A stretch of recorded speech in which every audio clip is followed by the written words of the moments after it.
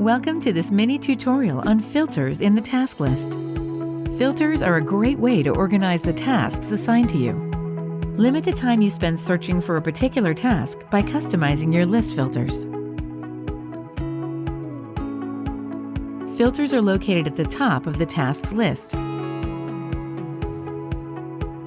By default, the list uses the Active and Assigned to Me filters.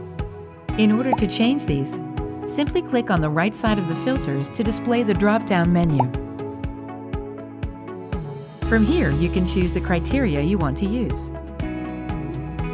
For example, if you want to see the tasks that have an urgent priority, simply scroll down to the Priority option and select Urgent.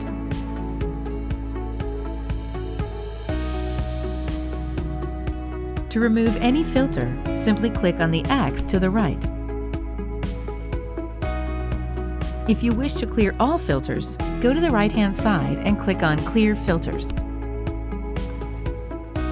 Keep your work organized and simplify your life through filters.